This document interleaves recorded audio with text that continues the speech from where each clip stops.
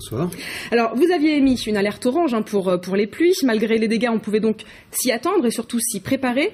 En revanche, pour la tornade, vous n'aviez rien annoncé. Pourquoi ? Pour une tornade, c'est impossible d'avoir des prévisions suffisamment précises. Quand on voit sur le terrain la dimension de la tornade, qui d'ailleurs n'est pas une tornade en fait, on en parlera tout à l'heure. D'accord. Quand on voit la dimension de l'impact que ça a eu, en fait, on n'est pas capable aujourd'hui non seulement de le prévoir, mais même de le voir à distance avec les instruments dont on dispose. Les radars les plus précis qu'on utilise ne sont pas assez précis pour voir ce genre de phénomène. Globalement, la largeur du phénomène faisait à peu près entre 25 et 50 mètres de large, et c'est extrêmement petit, et on n'arrive pas à voir ces phénomènes-là. Donc pour les prévoir, c'est encore plus compliqué. Il faut encore progresser un petit peu dans la prévision. Ça viendra dans les années à venir. D'accord. Alors je reviens justement sur ce que vous disiez. Vous dites que ce n'est pas une tornade. On ne peut pas appeler ça une tornade ni une mini-tornade alors. Non, techniquement pour nous, c'est pas une tornade.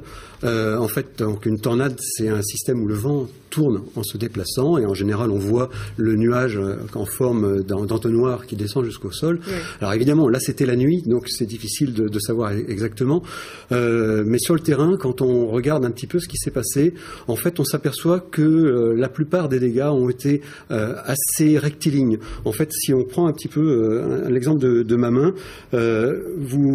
pour la paume de la main, pour la paume de la main, c'est un nuage d'orage, et effectivement ça s'est passé juste au moment où un orage arrivait, et la direction du vent serait comme mes doigts et se déplace comme ça. Et en fait, quand on va voir sur le terrain comment sont couchés les arbres, comment sont touchés les toits des maisons, on s'aperçoit vraiment que tout est dans le même sens.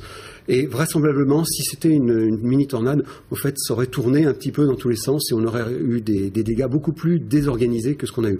Mais ça ne change rien sur la force du vent, qui a dû être tout à fait exceptionnelle, sans doute supérieure à 150 km/h.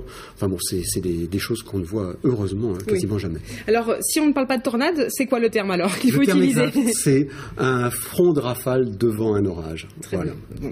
Alors, on va parler aussi des pluies, évidemment, c'est le deuxième phénomène. Est-ce que ces pluies torrentielles restent exceptionnelles ? Ou finalement, ce ne sont que des pluies du mois d'octobre? Non, on est dans l'exceptionnel actuellement.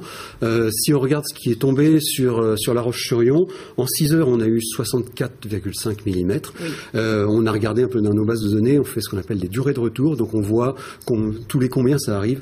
En gros, c'est une fréquence de 1 fois tous les 50 ans. D'accord. Et il faut temporiser un petit peu ce que je dis, parce que quand c'est 1 fois tous les 50 ans, en général, c'est plutôt associé à un orage ponctuel au mois de mai, au mois de juin. Enfin bon, c'est des grosses pluies qui ne concernent qu'une commune. Et là, en l'occurrence, ça concernait quasiment toute la Vendée, vous l'avez dit tout à l'heure, tout le centre de la Vendée, et notamment le secteur entre La Roche-sur-Yon et Chantonnay, où on a eu, en gros, sur les 2 jours, on a eu 75-80 mm, donc c'est vraiment considérable.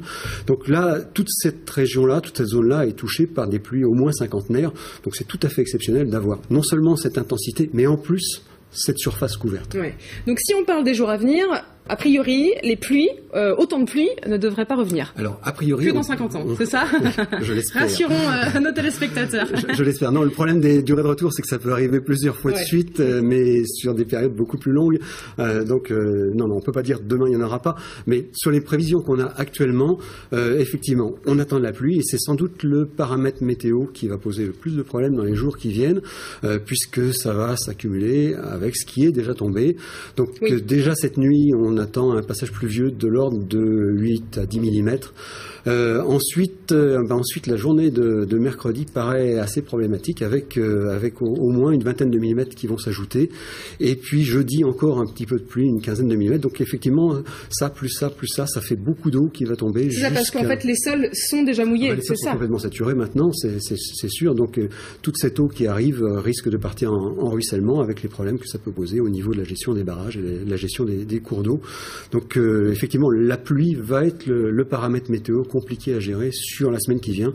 Il faudra attendre le week-end prochain pour que les choses commencent à se calmer réellement. Donc c'est le seul petit rayon de soleil que vous nous annoncez, c'est pour le week-end, au moins pas de pluie? Il faut attendre, c'est ça. Sur le week-end prochain, tel qu'on a nos prévisions aujourd'hui, effectivement, ça devrait enfin s'arrêter un peu de la pluie. Très bien. Voilà. Merci beaucoup François Peignot d'être venu.